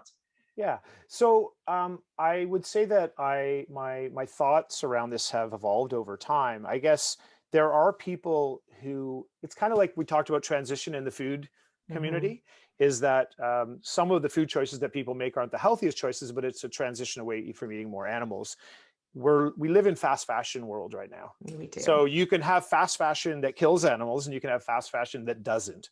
Yeah. So if you're going to buy a $75 winter puff parka that's in shimmering green, I would rather you bought that same parka made of synthetic materials, barring some information about that synthetic parka that I don't know that causes more damage or something. But I'd rather we work to save animals when we can, because quite frankly, nobody saves animals unless we do. Like, people Yeah. have to do that. Yeah. But I think in many cases, these discussions are more complex because there's layers of issues. Like, your idea Yeah. of trying to rebuy, I think really matters, because there should be a bigger secondhand economy out there for these types of things. But I would like to get back to something a little nuanced about this, that Mm-hmm. for me, I got to a place where I wasn't wearing uh, a leather belt around my waist. I was wearing the flesh of an animal around Mm-hmm. my, and when mentally you get to that place, you can't wear the belt anymore. You just can't. Like, when you see it as a utilitarian thing that holds up your pants, you can do it forever. When Mm-hmm. you see it, like, if what you were wearing, if the belt was a series of noses and eyes and ears, and that's what made up your belt, there's no friggin' way you're, as a vegetarian or vegan, you're going to wear that belt. And so I'm sorry if I just ruined your belt for you, but for No. but for me, I just got to the point where I was like, holy shit, Yeah. I can't do that anymore. It's part of that awareness, is that as much as I want to, this product that serves a function, I don't want to rebuy it. I don't want to do that again.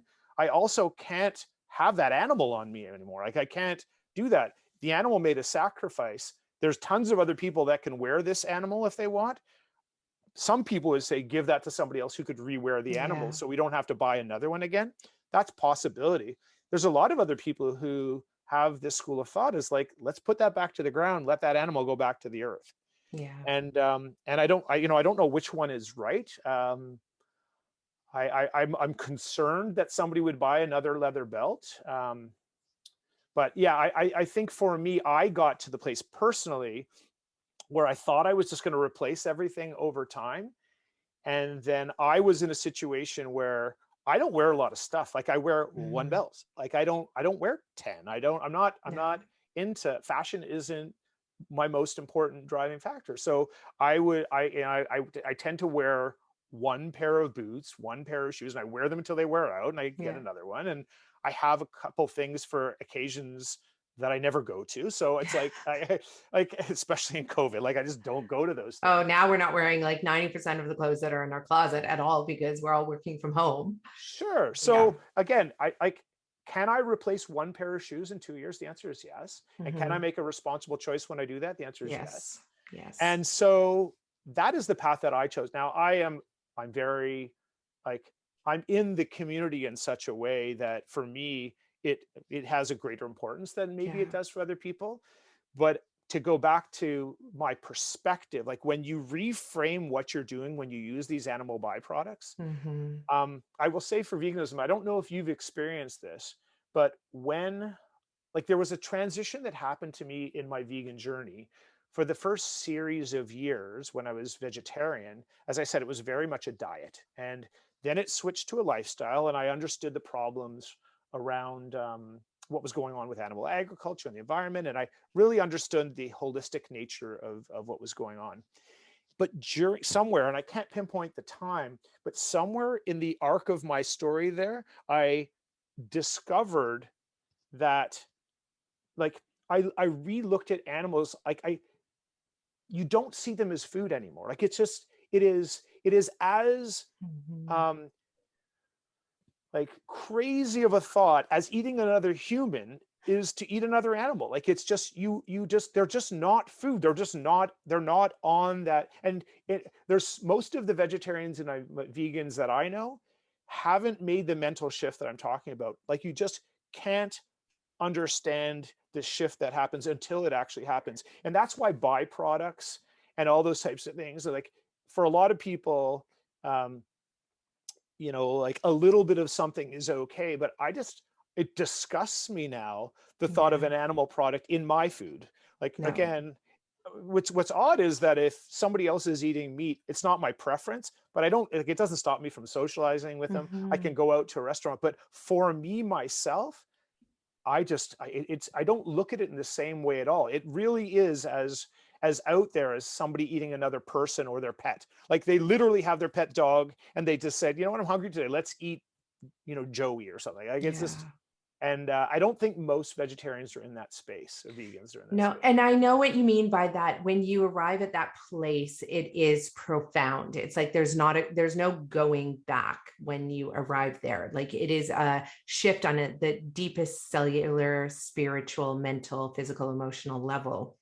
And what I love about like even just this conversation that we're having as well, and the point that you brought up too, just about you can go out with somebody who's not vegan and you can still socialize and enjoy their company. And even just you and I talking about like the leather belt, I keep it, the leather shoe, like what do I do? And just for us to be able to have this conversation, because we all come at it from a different angle, right? I came in at first from an environmental standpoint. It was about the massive amount of waste on the planet, and which then led me to understand how food played a part in that waste system, and then of course understanding water consumption, and it just through all of that. So for me it was environmental, then health, and then now I know, like, and I've tried just to see if I've had that response that you're talking about, where, if let's say, to have a little bit of meat in my mouth, and it does feel, it's like I'm eating like the soul of another human, or another living thing. And it's just my body will not allow me to swallow it. It is like, it will not go put that. Whereas, 5 years ago, 10 years ago, that wasn't the case for me. And so now, and so for everybody, I feel like we're going to arrive. It is a spiritual journey as well. And that, Yeah. And that epiphany and that shift that happens. And whether it's you start out being vegan for animal reasons, and then you also then can't purchase the product because you understand the effect that it has on the planet from an environmental perspective or health perspective. So we're all coming at it from all of these different angles. I love it. And it just feels like now more and more people are coming to that place of total health on all levels, where it's all included in one. Yeah, I think it's necessary. Yeah, and again, the movies that we're experiencing, like people are talking about a lot of different issues that they hadn't talked about in the mainstream media, which is great. It's good to see, and I am seeing a bit of a consciousness shift, but I am also seeing what I appear to see is like strategic conflicting messages to leave people in confusion. So Totally. like they don't like, we are being disempowered. We're not being brought together to create better solutions.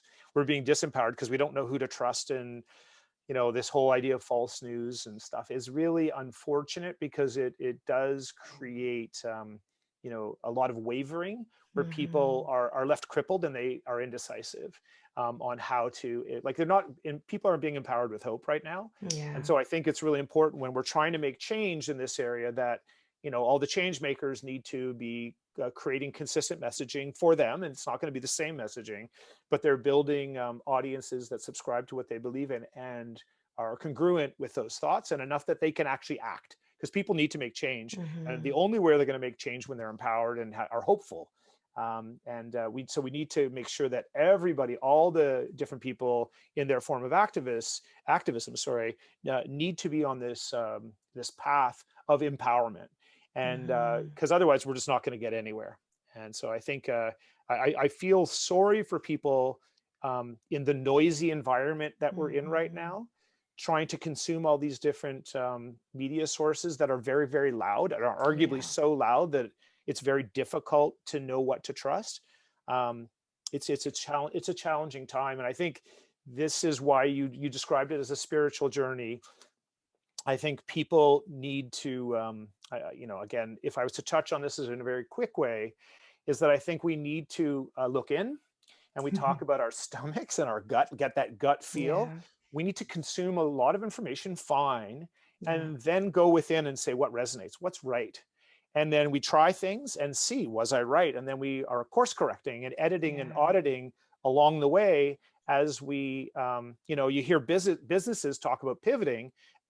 We are our own business. We're trying to, run our machines well. And so we have a vessel to bring our spirit into the world. And we need to make sure that the vessel is optimized, and there's not a manual for an optimized vessel for each of us, because unfortunately, like, our vessels are like the difference between like an owner's manual in each car brand of a model. There's no owner manual for this vessel. Like, it just doesn't exist. There's a series of like loose papers that if you're great, you can assemble all those loose papers and create an owner's manual for your vessel. But that takes work and time, and you have to go, oh, this one's wrong. And you take page 6 out, you put a new page 6 in, you try that page 6 out, and you go, okay, this page 6 is right for this time in my life. And then you end up with, by the time you're about to go in your box, you've assembled your manual and your manual is done. And you're like, okay, I'm done, off to your next chapter. But it's a lifetime's work to work on your manual. Yes. And your vessel is in the best state when you work on your manual, as opposed to deciding that, quite frankly, that overwhelming task of working on your manual, you just can't go there, which is something that a lot of people get to, because it's overwhelming, right? It's too much work to do that. Or the other side of that I see happen so often is when people hand over themselves and allow somebody else to create the manual for them, which is impossible. And it is impossible, and it'll just take you down the wrong path. You feel lost, you feel hopeless, you feel despair. And so it is so important that people take that. And I'm so glad that you brought that up, that we need to go in, because right when you were saying that just before, I was like, and if we just went in and actually just checked into what our values are, our real values.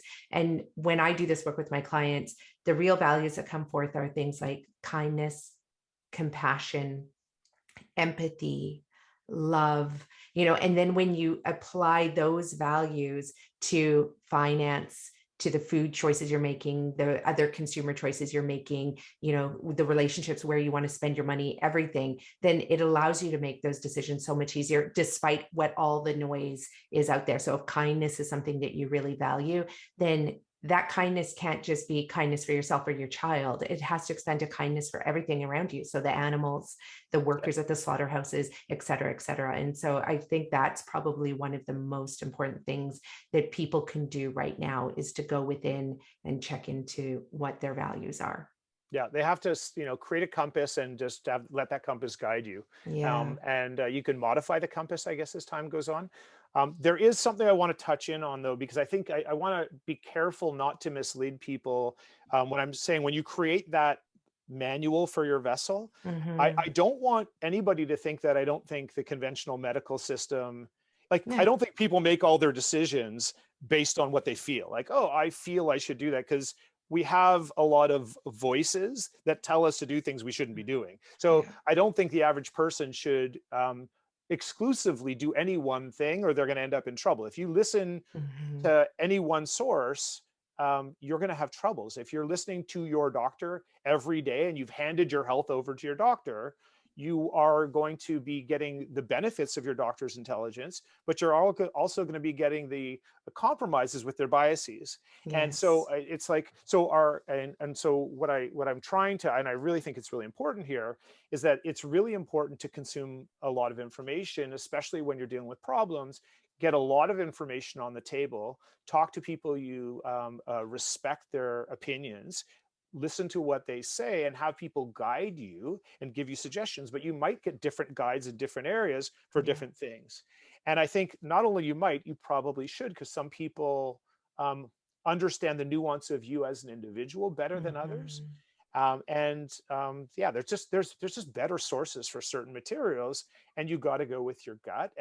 But I would say that it's based on a foundation of questioning everything. You have to question even those people you trust the most. You shouldn't assume that, like, the people you love and trust and respect the most can still give you wrong information. Oh yeah. And not only can they will give you the wrong information, not for lack of trying. But just because it's impossible for us to always be right. Like, we're usually wrong a big chunk of the time. And it doesn't matter how smart you are, how much you've studied a certain topic or area. We have limitations. We're human. And we, especially when we take on other people's limitations and we bring them as our own, that is something that is that's dangerous. Like It it's is really dangerous. dangerous. So Well, I'm glad that you brought that up because one of the things that I do that often my clients think is pretty crazy of me is I go, hey, I want you to go on the internet. And I want you to Google your face off, like just Google your face off on everything that I'm telling you. And I want you to come to me with everything that you find, right? that's Just, amazing. Yeah. and it's because I can direct them to where I want to direct them to, but that's only going to highlight my own biases, like whether they're actual facts that are true and proven or not, but it's what I know now today. So I don't even guide them to my resources. I guide them to everybody else's. And then that way they're going to get lost in the information and all the noise for a while. But then at least they come back to me and they're like, well, I found this and it said this about that. And I'm like, oh, okay, well, I've looked at that too. And here's what I know about that and about this and about that. And then what happens is they've learned so much in the process. The second thing that I do is I go, okay, you're coming to me. Now I want you to consider going out and getting second opinions from a naturopath, a Chinese medicine doctor, like your doctor. So I work with their medical teams as well. And what happens there that is so nice is that they get to, again, get multiple different voices. But then often what happens is that they actually start to see the patterns that Yeah. come out. And then they're like, well, that's interesting.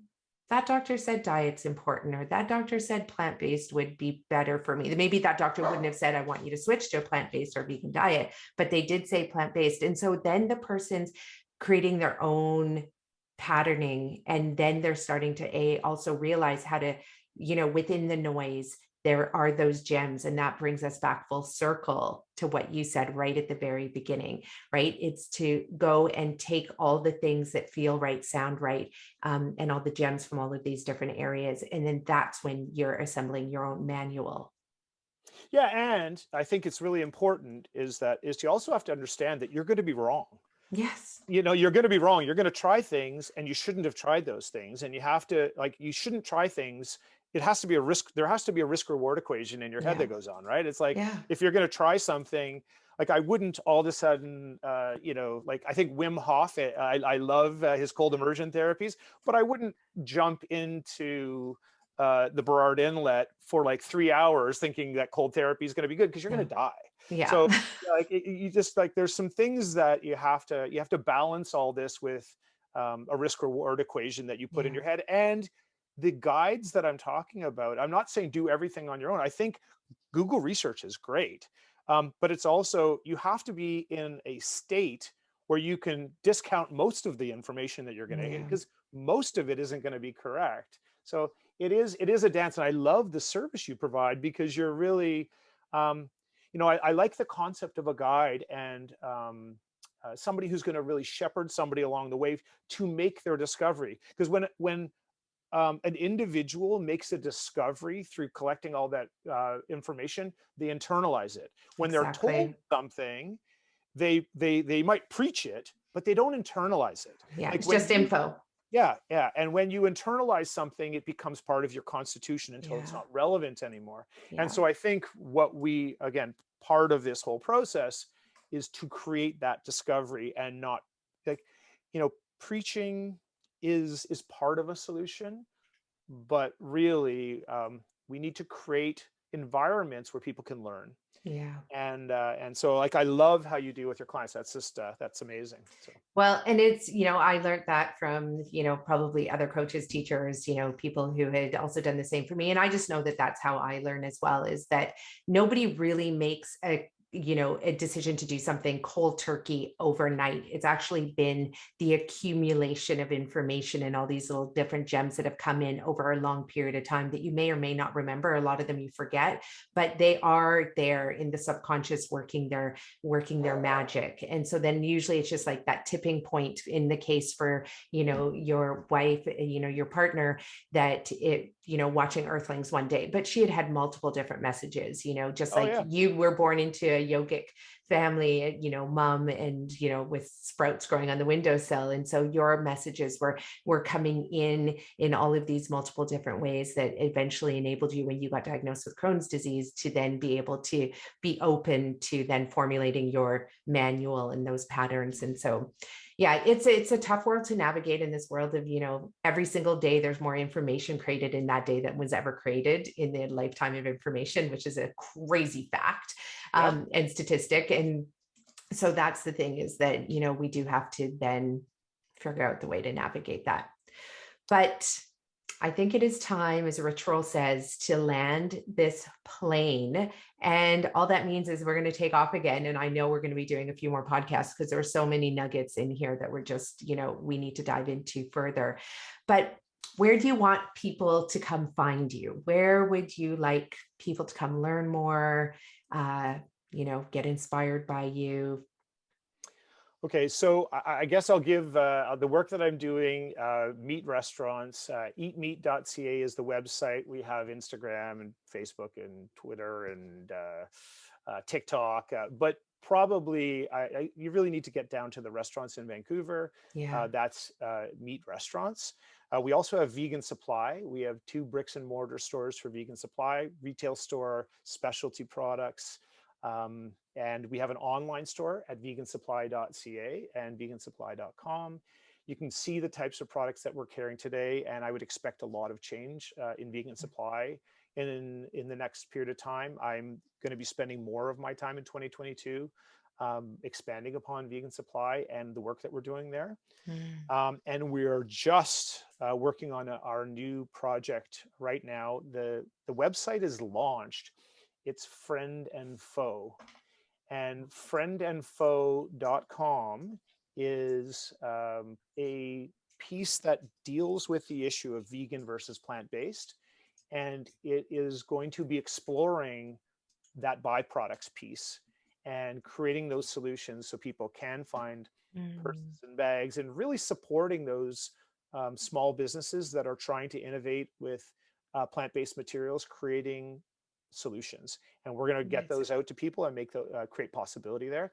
We have a store in the Chinatown area of Vancouver at 250 East Pender for Friend Faux. It's opened up right now, and we're really just exploring what it means, what people want, how we can support entrepreneurs that are creating these solutions, but also really we're bringing those people together, the makers and the consumers, to try and basically create a new economy in that area. So those are the 3 things that we're mainly working on right now. And in the background, there'll be more news to come on the media side of where we're going to do as far as the messaging. So that is all amazing. 3 incredible areas that, touch all different parts of our lives. So like when you want to go out and socialize and, or grab food to go, you can do that. When you want to shop, for products that are not necessarily the products that you're going to be putting in your mouth, you've got Friend Faux. And then of course, for getting all of your vegan supplies, I love it, through Vegan Supply Company, to Vegan Supply. Jason, thank you. Yeah, thank you. It was amazing, and there's lots more conversation to be had, and I'm super excited about the collaboration potential and where we can take this. I think we're going to be able to do some special stuff. So yeah, and that word collaboration is key to all of this. This is what we all need to be doing to be able to make this world a better place. So thanks so much for being on the show. Yeah, thanks for having me. It was amazing. And here we are, folks. Was that not a powerful podcast? If you want to get to know Jason more, check out all of his social links and his websites below. If you're in the Vancouver area, go check out any of his restaurants. MeeT on Main and MeeT in Yaletown, MeeT in Gastown. Check out the Vegan Supply Company. And of course, don't forget to head over to Shop Friend Faux for a beautiful selection of vegan products. And I thank you all for being here. If you like this episode, please share it with your friends and your family, because it's so important that people understand that food is medicine, and that no, you do not have to be living with your diagnosed chronic lifestyle condition. You can get reprieve simply by using food as medicine and learning how to cook for yourself, how to source food, how to go out into the restaurants and demand healthy food for yourself, so that at the end of the day, every bite of food that's going into your body is there to heal you, to make you thrive, to feel abundant, to have tons of energy, to literally be vibrating on a cellular level and so that you stimulate all the self-healing principles in your body that are innately there for you to capture and activate on every given day. Thanks everyone for being here, and I look forward to seeing you on our next show, our 100th episode of the Eat Real to Heal podcast, which will be with Chuck Carroll from the Exam Room podcast through the Physicians Committee for Responsible Medicine. Can't wait to celebrate. Thank you everyone for being with us. See you next week. Bye-bye.